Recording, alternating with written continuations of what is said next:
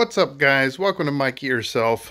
For today's video, we're going to cover replacing the LED lighting, at least the headlight and the passing lights on the 95 Fatboy. So I did this mod prior to my channel being online, and it's not a very intensive project to do. It's something that you can knock out in probably 30 minutes or less. And if you've seen my review Wednesday on my LED lighting, I covered kind of the passing light bar and just the performance of these, and they're still doing great. I've got no problems with the performance of these lights, especially for the price point that I paid. So if you recall, I mentioned the whole setup was probably less than $100, but you know, these are the budget lights, and got them off of eBay, so you know, you kind of get what you get. Now, the reason I am swapping this out is actually two reasons. So one is I want to try something that's a little higher grade, and then the other thing is I wanted to get a different look.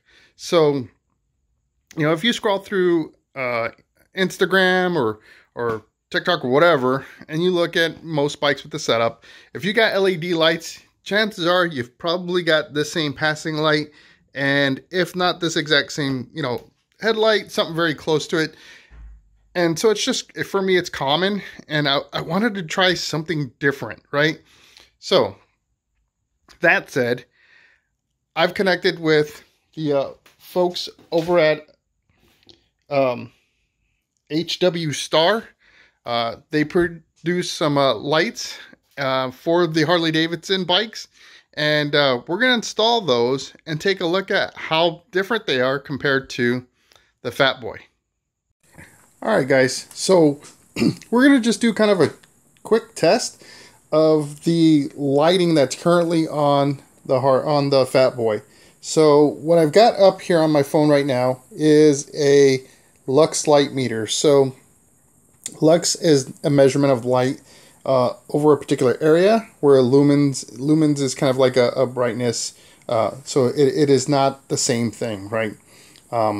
So what we're going to do is use this to kind of get an idea of how much light is being shined upon this thing at two different, I guess, distances.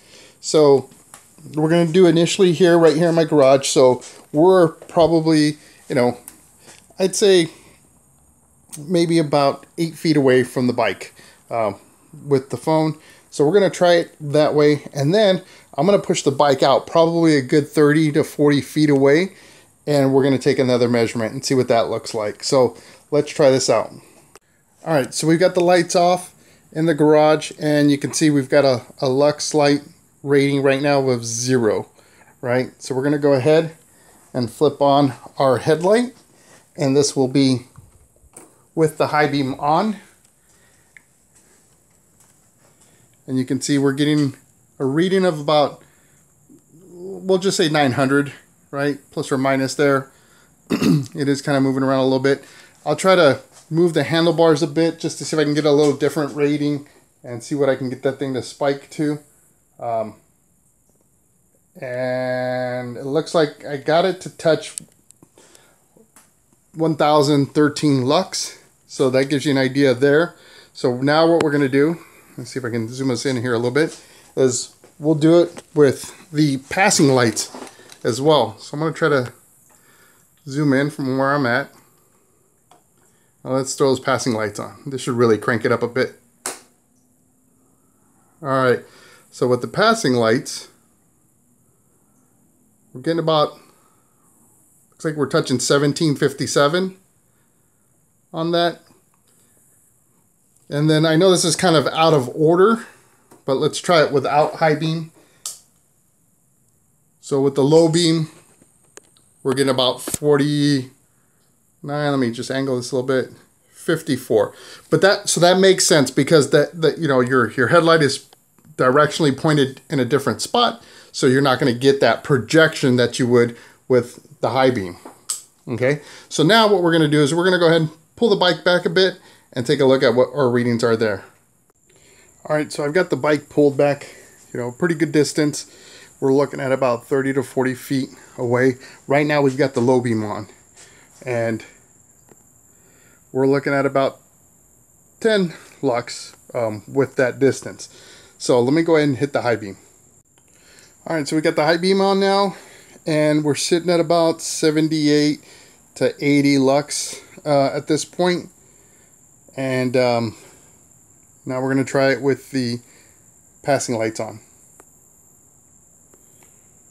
All right, so we've got the passing lights on, and we're getting about 103, 104 lux, again, from that 40-foot distance. So, if you look head on, it's pretty bright, but when you really get a measure of what this looks like from a rider's perspective, that's what the lux is going to give you. So we're going to use this as a baseline and then see how things look once we get everything installed. Alright guys, so let's take a look at what's in the box. Like I said, these lights came from HWStar. I'll put their link below in the comments or in the description. But yeah, let's just take a look at these. I want to say thank you to them for supporting our channel and providing us some kind of higher level quality lights here than what we have today. So we've got some instructions, which is kind of a nice change of pace. If you've watched any of my previous videos, a lot of times I don't get instructions, so it's kind of nice. Looking at the headlight here, looks really cool. You know what? Right up front, like what I'm noticing that I like a lot is it's kind of got like this like Cadillac wheel look to it. It's almost like it's spoked, which kind of lines up with the Fatboy's wheel, so that's kind of cool. So that is a bit different. It does have a halo, and it looks like it doesn't look like, I know it's got an amber and a white halo just because I see these two leads here, and that's kind of exactly how the other light bulb is on this. And then you've got your standard plug for the motorcycle, right? I'm really curious to see what this is going to look like when we do the low and high beams, because it's got this huge like projector magnifier there in the middle. So really curious to see what this is going to look like. We've got the two passing lights,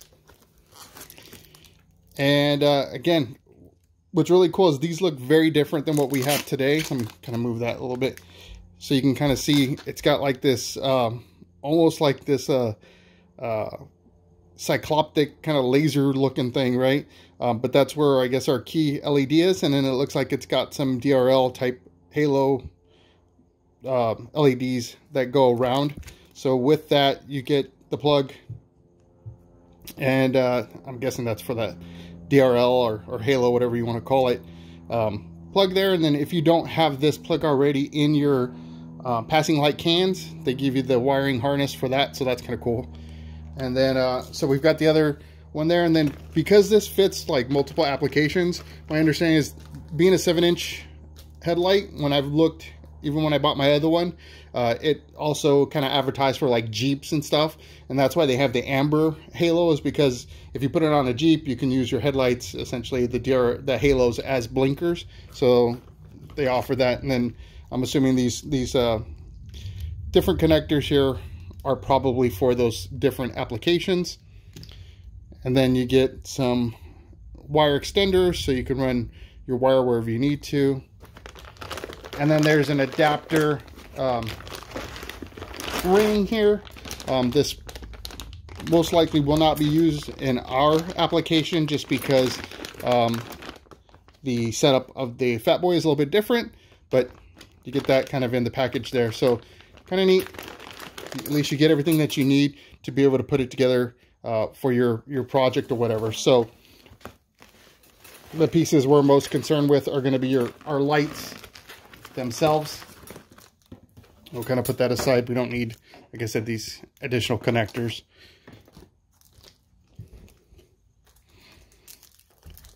All right, so I'm gonna leave that plastic on just so they don't get scuffed up or whatever until we kind of get close to having them in.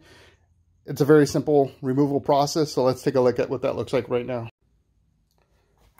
All right, so removing the existing LED is very straightforward. For the passing lights, there is a screw that comes in from the side. you just loosen that up, the ring comes loose and you're able to pull that out and the light pretty much just pops out. For the headlight, it's got one screw that kind of goes in directly. We'll pull that out, and then there's a retaining ring that's there that we'll have to do 3 screws on, and then that bulb just pretty much pops right on out as well. So let's get those out real quick.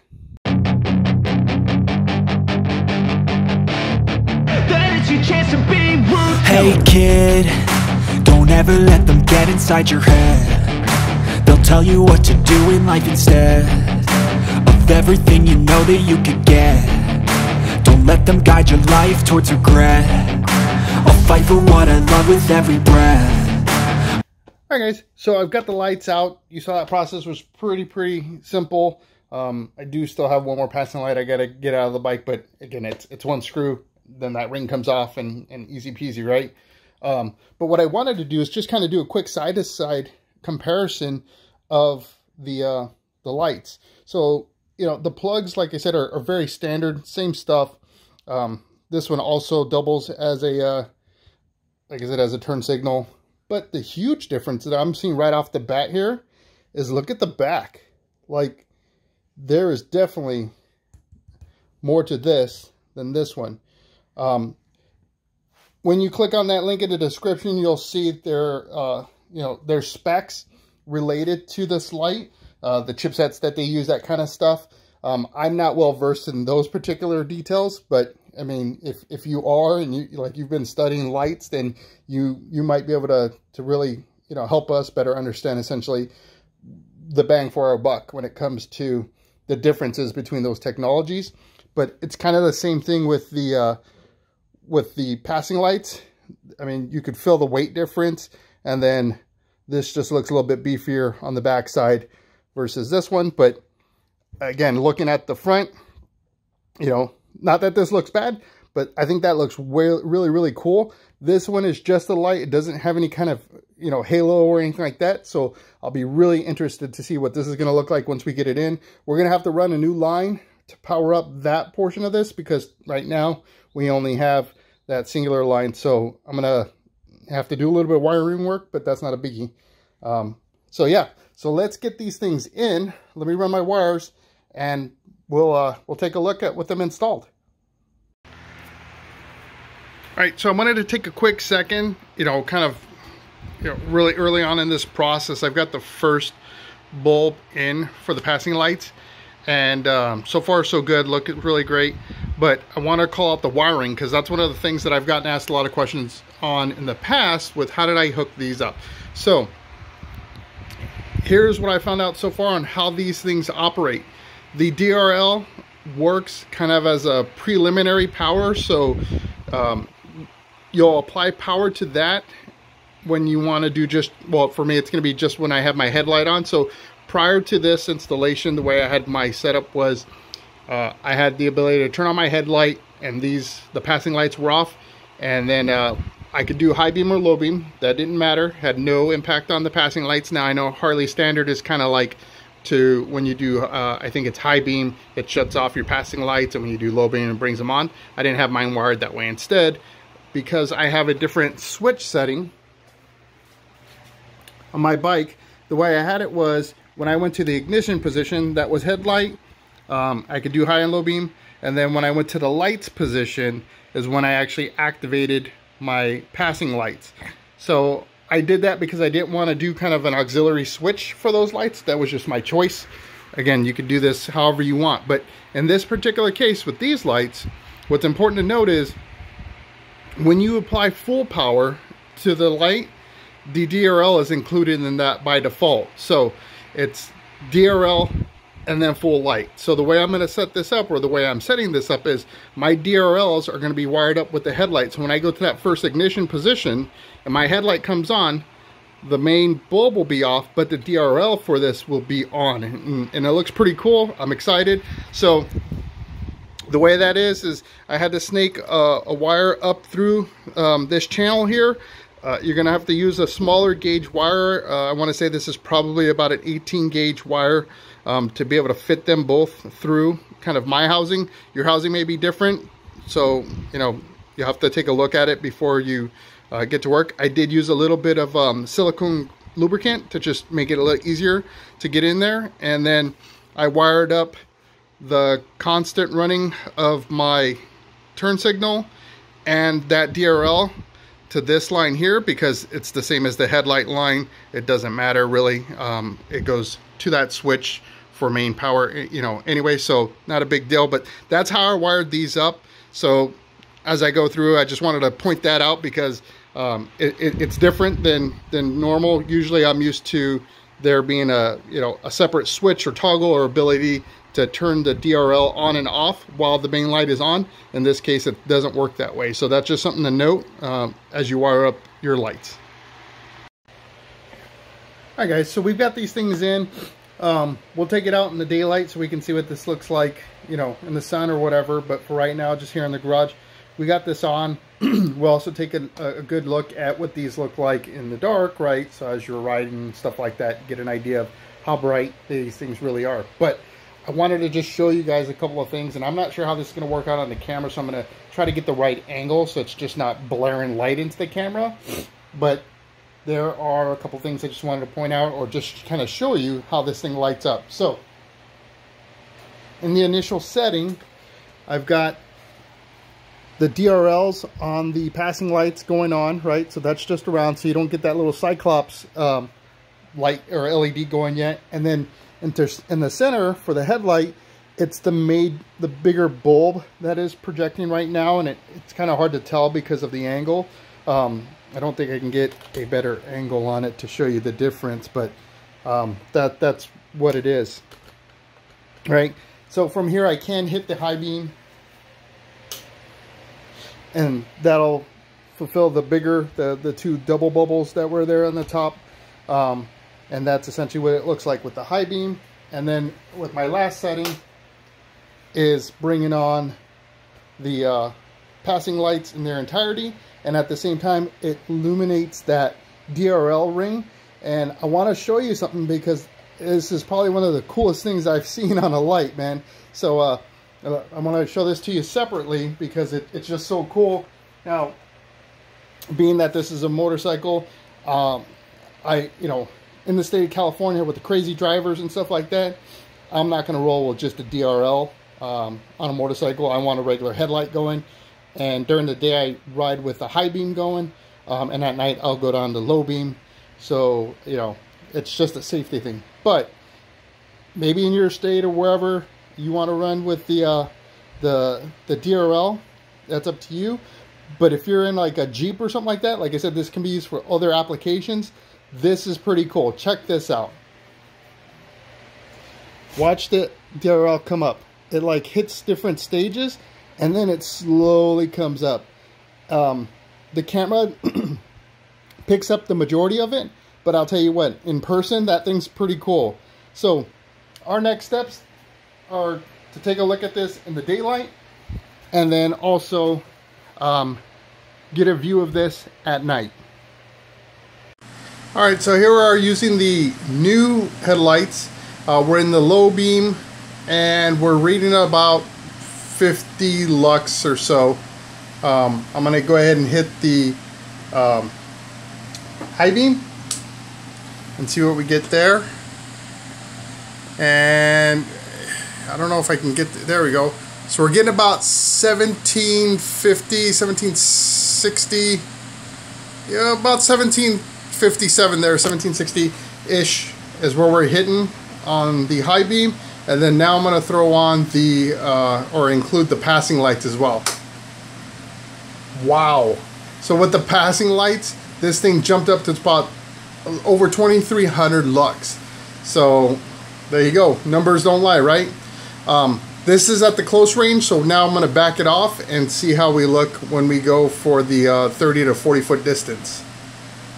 All right, from the longer distance, and this is again on my bike's on a kickstand, so it is, you know, slightly tilted, but it was tilted during the other one as well, and we're getting about 12 lux. So now let me throw on the high beam and see what we get. All right, so with our high beam on, we're looking at about 111, 112 lux, Now we're going to add in the passing lights. All right, with the passing lights on, we're looking at about 144 lux. So, I mean, you kind of you see the numbers in comparison, and you can make your own assumptions from there. All right, so in the dark, this is the passing lights with just the DRLs. It looks really cool. The camera doesn't do it justice. It's very, very cool. So I'm gonna bring on the halo. All right, so I'm gonna do the halo with the video on, so you can see it kind of activate. It's very cool. That is super cool. All right, guys, so I want to just show you these in the daylight here. Again, look great. I love the fact that they're not the same thing that we've seen on every other bike. It is different. So super cool looking headlight set. Love it. My past is filled with things I won't forget. I use them all to push me to my best. So treat the worst of times just like a test. If only I could go back in time, I'd tell myself that everything will end up alright. Just push yourself, test yourself, figure out what you like, and find your limits, don't be rigid, always work towards a prime. Surround yourself with open minds, people can change your life. A few friends with intent can help you feel alive. Find a passion, take some action, and with a little time, just be patient, make a statement, try to enjoy your life. They'll try to kick you while you're down. They wanna rise up while you drown. They wanna fill your head with doubt. They're silently scared that you'll figure it out. I'll make it look like I'm losing, won't bother hiding my bruises. And when they finally think you're wounded, then it's your chance to be ruthless.